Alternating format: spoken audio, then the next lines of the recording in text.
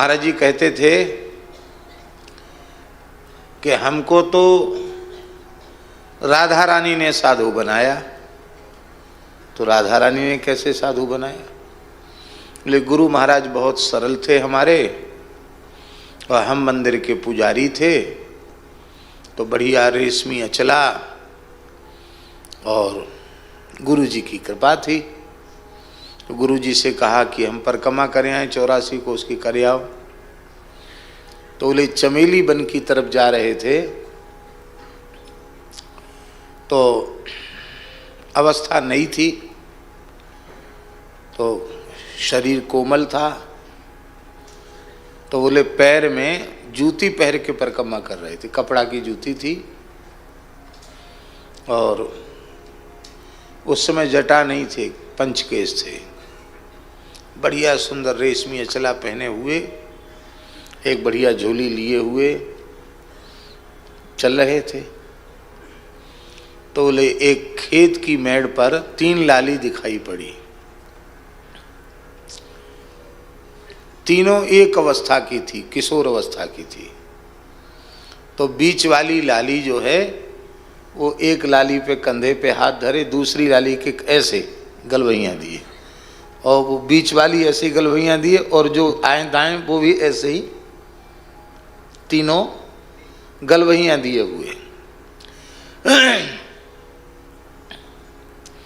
तो उनमें एक बोली, ए बाबा दूल्हा सो बनो, कहाँ को जाए रहे हो है? तो महाराज जी को बड़ा खराब लगा कि दूल्हा कह रही है, कैसी ब्रजवासी छोरी है। तो बोले स्वभाव तो तेज शुरू से ही था, लोग कहते थे नरसिंह भगवान हैं। तो जब हंसी उड़ाई दूल्हा कह के, तो महाराज जी ने बिना उनकी तरफ देखे थोड़े कठोर स्वर में कहा कि बोलने का सहूर नहीं है, हम तुमको दूल्हा कहाँ से दिख रहे हैं, हम साधु हैं। तो बीच वाली लाली बोली, अभी साधु बननो पड़ेगो। बाबा ये तेल फुलेल लगाए के और ये चमकीले वस्त्र पहन के, जूती पहन के साधु ना बने। तू साधु बननो चाहे ना तो चमेली वन में रह के कछु दिनान भजन कर, चैंटन ते कट, जूता चप्पल खड़ाऊं सब छोड़, और प्रेम ते भजन कर। कहते बस ऐसी बात लगी कि हम सन्न से रह गए, और देखते देखते खेत की मेड़ पे खड़ी तीनों लाली अंतर्धान हो गई। जब सहसा सामने से तीनों विलुप्त हो गई, तब लगा कि कोई ये सामान्य कन्याएं नहीं थीं, कोई विचित्र घटना घटी। तो बोले अपने आप बहुत रोना आया, एक क्या लीला घट गई। चमेली वन में पहुंचे, थक गए थे, थोड़े विश्राम में गए, कई वहीं जूता फेंक दिए, झोली फेंक दी, अचला उतार कर फेंक दिया, केवल एक लंगोटी में हो गए।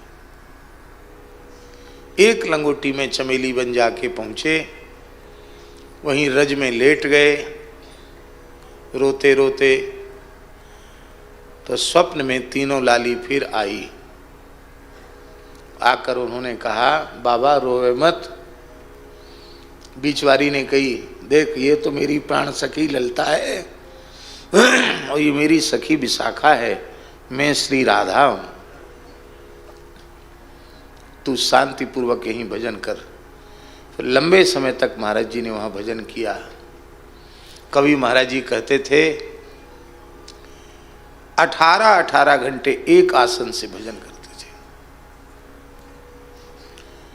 हम लोगों की बुद्धि कल्पना नहीं कर सकती है, बैठ गए तो 18 घंटे बाद उठना। मांगने नहीं जाते थे, कोई ब्रजवासी चुटकी आटा ले आता तो धूना में एक टिक्कड़ इतना सा कुछ बाटी वाटी बना लिया और पा लिया। तो महाराज जी कहते थे राधा रानी ने हमें साधु बनाया, ऐसा कहते।